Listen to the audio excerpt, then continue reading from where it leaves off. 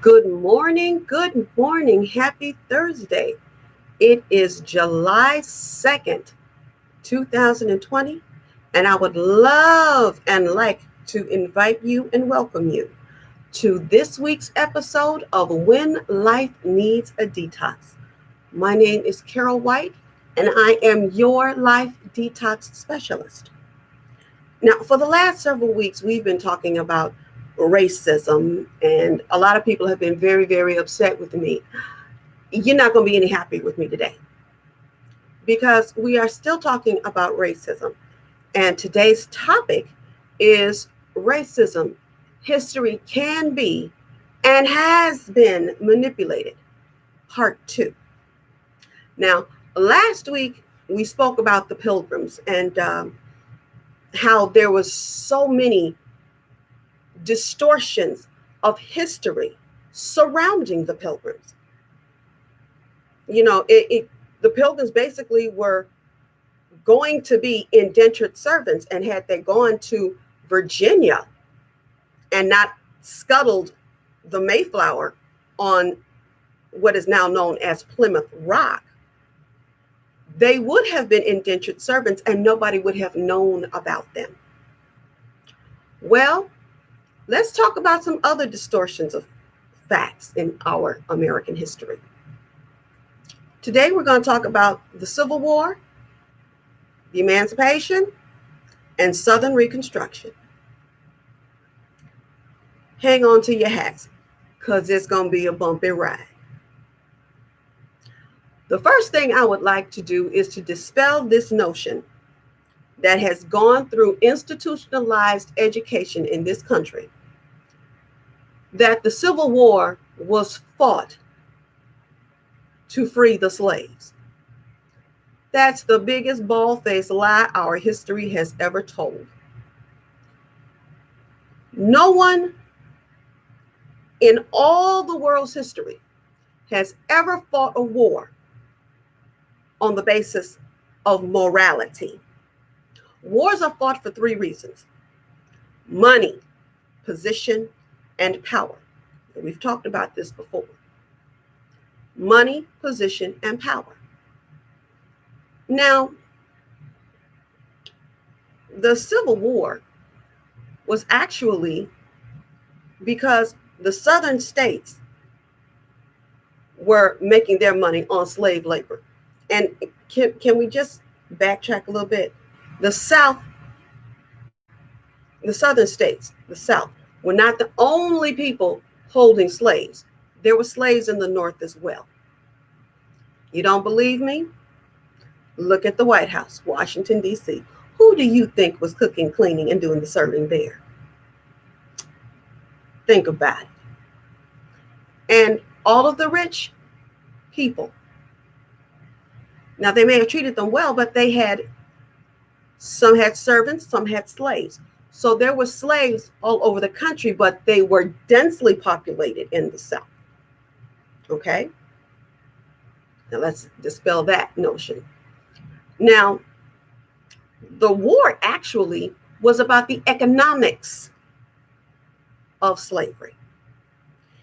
You see, the South had trade agreements with Cuba, India, China, the West Indies for their crops of cotton and tobacco.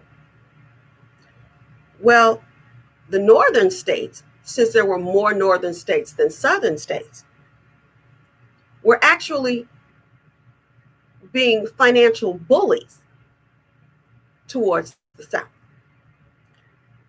They had, they were overseeing the trade agreements, or they would impact them by putting in, trade embargoes.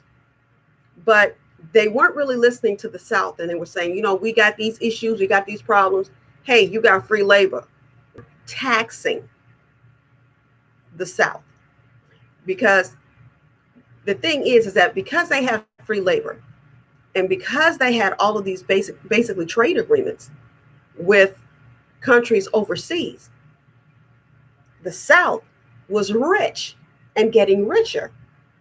But there were only there were 15 actual southern states. They were South Carolina, Mississippi, Florida, Alabama, Georgia, Louisiana, Texas, Virginia, Arkansas, North Carolina, Tennessee, Delaware, Maryland, Kentucky, and Missouri. Now, what you need to understand also is that while Delaware, Maryland, Kentucky, and Missouri were slave states, they did not secede from the Union. Only South Carolina, Mississippi, Florida, Alabama, Georgia, Louisiana, Texas, Virginia, Arkansas, North Carolina, and Tennessee seceded from the Union because they got tired of being taxed. Also, what you also have to understand is that the South wanted to get involved in the Western expansion of the United States and use their slave labor to do it. The North had a problem with this because the Northern companies that were involved in the expansion had paid employees. And you have to, just like now, you bid on these jobs. You bid for these jobs. If you have the lowest cost for the highest amount of return, that's who gets the job. Well, if you're going to take slave labor, i.e., these are people we don't have to pay, to do the same work as somebody you have to pay, who do you think was going to get those contracts? So the North had a problem with that. So the North had to stop the South from entering into this. And they did this with trade embargoes. Number one, you can't take your goods outside of this country. That cuts their money. You can only trade with northern states. Oh, okay. But we're going to put in higher taxes for you to pay for trading with northern states. So the Congress was actually dealing in taxation without representation, which is why the colonies fought the American War to get free. So now the southern states are like, okay, you know what? We don't have to take this. Taking my marbles and go home. Bye. See ya. Deuces. And they seceded from the Union.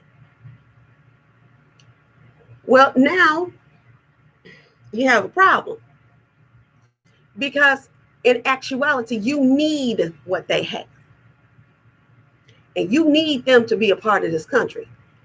In reality, this war was over money, position, and power. Not money, position, and power. That's what the Civil War was about. Now, let's talk about the emancipation of slaves. First of all, neither the North nor the South had any intention of freeing slaves. It wasn't even considered as part of the reasons for the Civil War. But it became a hot political topic when the abolitionists got involved. Okay, so now you're going to have to figure out a way. And the abolitionist party was growing by leaps and bounds. So this swell of support for the abolishment of slavery was growing. But also you had to look at it.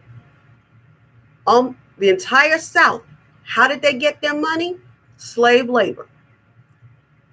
How did people have their houses cleaned? Their children looked after? And all of their household business taken care of? Slaves. And there were slaves in northern states as well. Don't get it twisted. Just because the density of them was in the South, don't think they weren't in the North. Slavery didn't come into play until the Battle of Antietam in 1862. Now, the emancipation was actually twofold. was done for two reasons, two very important reasons. Number one, we just talked about it. The abolishment of slavery was becoming a hot political topic. So you have to find a way to quell the abolitionist party. And number two, and this is most important, the abolishment of slavery was a punitive action against the South because they wouldn't stop fighting. That's it. The South had it in their mind that you were not going to disrupt their way of life. You weren't going to tell them how they were supposed to live. The South was fighting for survival. And let's face it, if you're fighting for your survival, you're not going to stop till you're dead. And that was the mindset of the South. They were not going to stop fighting. So how do you stop them from fighting? You take away their financial ability to fight. So they freed the slaves. If no one's picking your cotton, if no one's tending to your tobacco, you got to get home and figure out how that's going to be handled. So the slaves were emancipated. The Emancipation Proclamation, 1863. The last time it was read was June 19th, 1865 in Galveston, Texas, which is why we should be celebrating June 19th. It is actually a federal holiday, but it is not a widely described or, it's not widely celebrated because it's not widely told. This information isn't disseminated. It's slowly becoming more popular, but they're trying to keep that the Juneteenth as limited as possible. Now, that was the Emancipation Proclamation. Now, in order to get these people, the slaves, the freed slaves, everything they said they were supposed to get, i.e. this 40 acres and a mule, because when they freed the slaves and the war was actually over, they took all of the land from the landowners. So you could give these slaves 40 acres and a mule. And they had the Freedmen's Bureau and they had other federal agencies set up to assist the slaves in getting their land and teaching them how to hold it.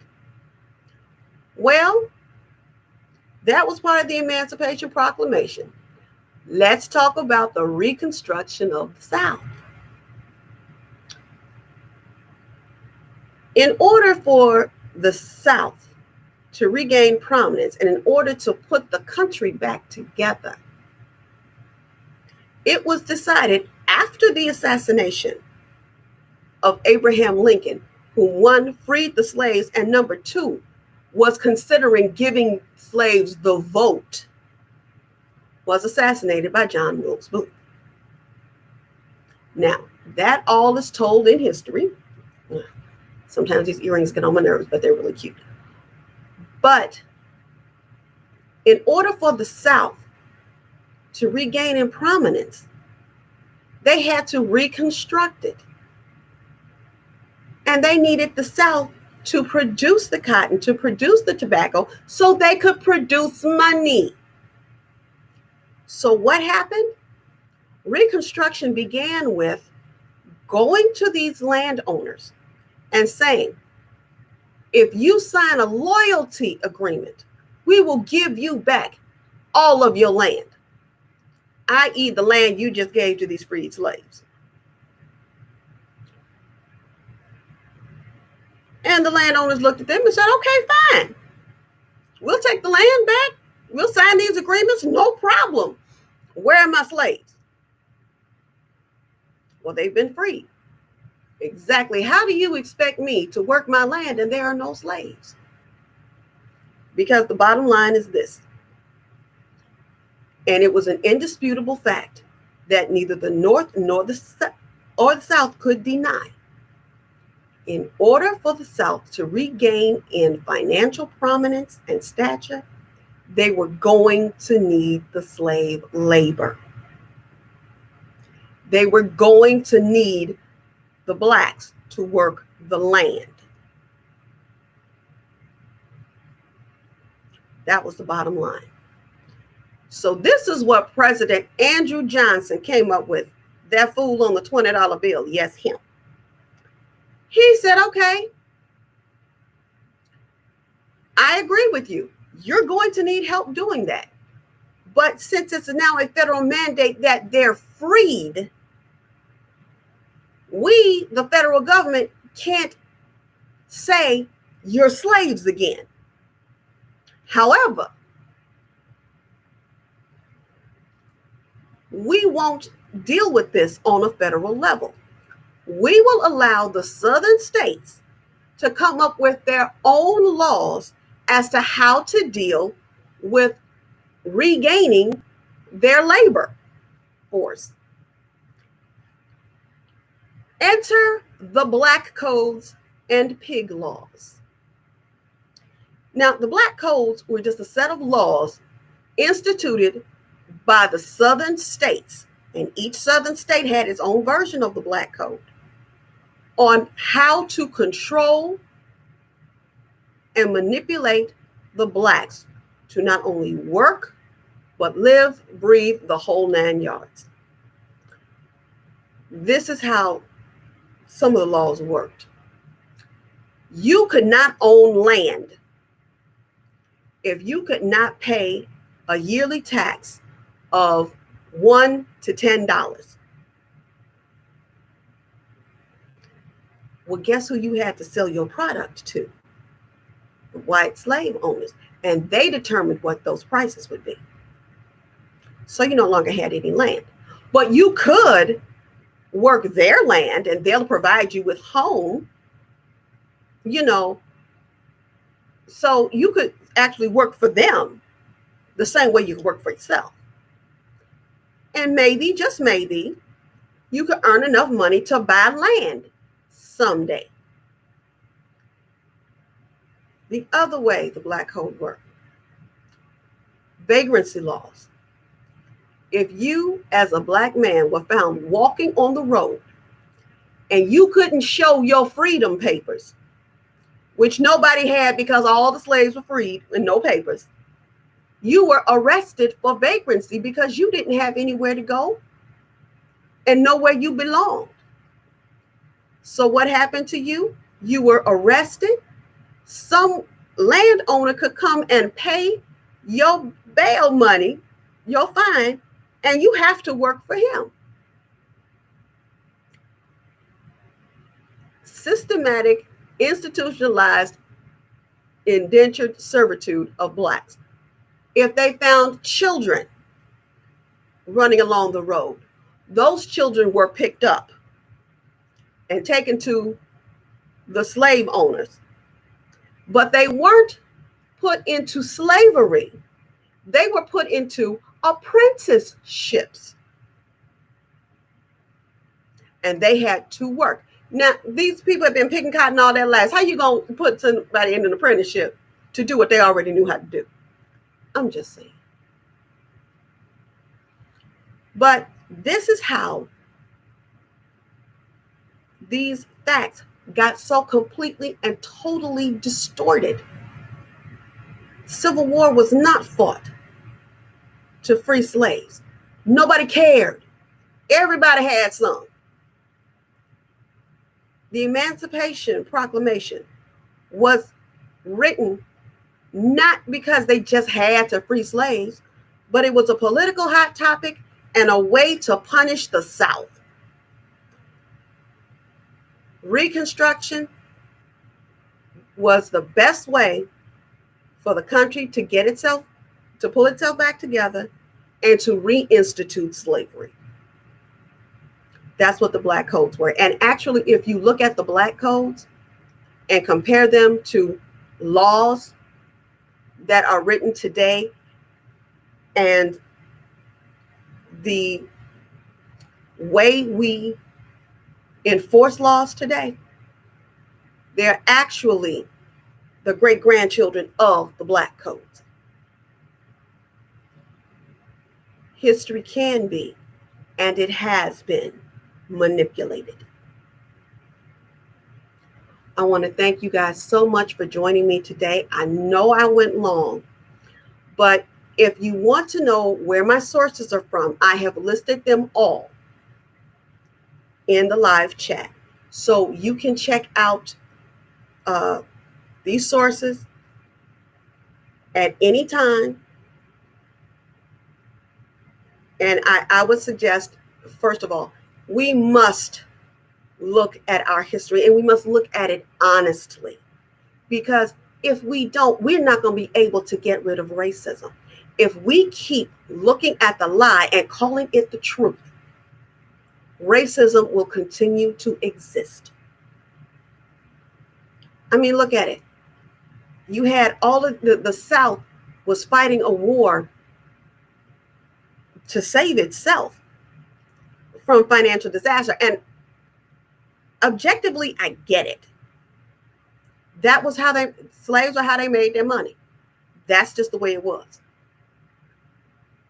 And it was horrible, to take someone's rights, stealing them from another country. But it was an indisputable fact that if the United States was going to go forward, slave labor was necessary. Didn't like it, don't approve of it, but it was necessary. And also, if you want to be honest, our law enforcement of today is also the great-grandchildren of the Ku Klux Klan and other groups that popped up during the Reconstruction that came up to manipulate, monitor, and control the actions of Blacks. Which personally, I think is why the KKK has never been put on the domestic terrorist list. Because inadvertently, the Black codes made the Ku Klux Klan necessary. And by default, because Andrew Jackson, the president at the time, said, do what you have to do, he sanctioned them. And we need, as Blacks, as African Americans, however you want to say you are, I'm a Black American, we need to fight to have the Ku Klux Klan put on the domestic terrorist list. We need to have them desanctioned by the federal government. But that's just my personal opinion. You can read all of the information all of my resources, all of the references that I have. It makes for interesting reading. It really does. And I'm finding out that history is not boring. History will get you where you need to be. Thank you so much for joining me for this week's episode of When Life Needs a Detox. Again, today's topic was racism. History can be and has been manipulated, part 2. I love you guys to the moon and back. And we will be back next week, next Thursday, same time, 8 o'clock. If you like what you've seen, please subscribe to my channel. It's Carol White, When Life Needs a Detox. I love you to the moon and back. We'll talk very, very soon. Bye-bye now.